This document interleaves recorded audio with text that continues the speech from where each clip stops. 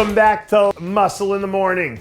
I'm Dave Palumbo, and today is Monday, January 2nd, 2023. And let's find out what's going on in the world of bodybuilding and fitness. How does a little bit of International Chest Day motivation to get your week started off right sound? Actually, to get your year started off right. Fresh off his fantastic debut at the Olympia, Patrick Johnson doesn't look like he's wasting any time jumping right back into the swing of things. Heading into Olympia weekend, there was a lot of buzz behind Patrick as someone who could potentially be a dark horse candidate to crack the top 8 based on some of the performances he put together to close out the 2022 season.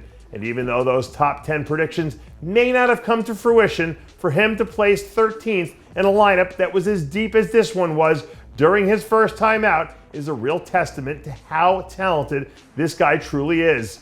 Patrick's really starting to come into his own over the span of a year or so, and with another solid off season under his belt, you'd imagine that he'll come back next year with a few more tricks up his sleeve, which should give him an opportunity to be a part of those top 10 conversations again at some point this season.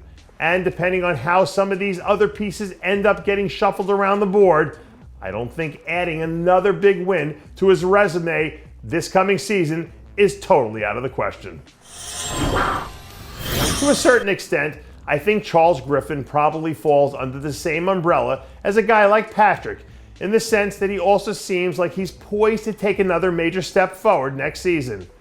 When he came back this year after the long layoff, one of the things that you noticed immediately about Charles's physique was improved aesthetics, the smaller waist, and the huge improvements from the back, which had been one of his weaknesses early in his career. Right now, for Charles, the devil is probably in the details, because he has all the size he needs to win shows and be competitive in pretty much any lineup.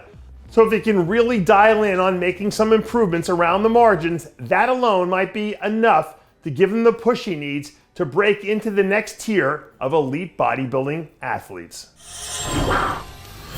If you're ever searching for a good book on how to build strong organizational culture, you might want to check out Gridiron Genius by Michael Lombardi, because it gives you some really fascinating insights into why the New England Patriots head coach, Bill Belichick, is the greatest strategic thinker in the history of the NFL.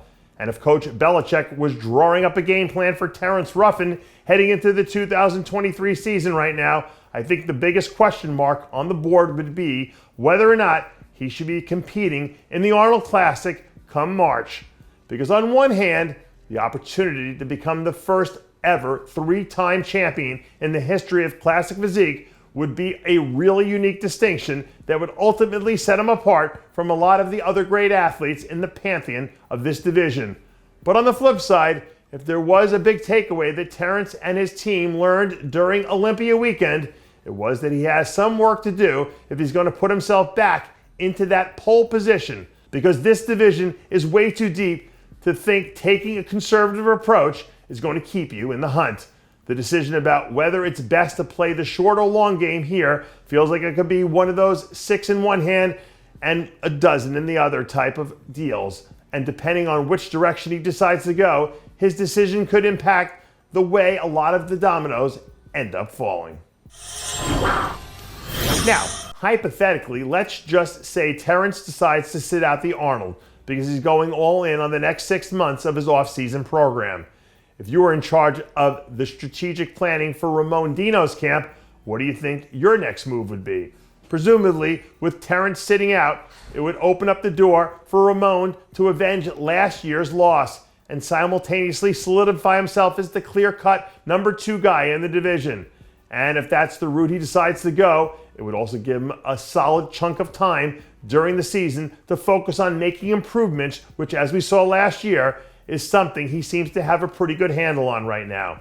So let me ask you this. If you were in charge of Ramon's team, what would you do? Would you have him sit out the Arnold and focus on doing everything in his power to take out Chris Bumstead on the Olympia stage? Or would you have him do the Arnold, shrink the offseason, and try sprinting towards November with as much momentum as possible behind you? Drop us a line in the comments below with what your strategy would be for managing Ramon in the 2023 season. And that does it for yet another edition of Muscle in the Morning. I'm Dave Palumbo, reminding you to always be true to your passions. And make sure to follow us on Facebook, Twitter, and Instagram.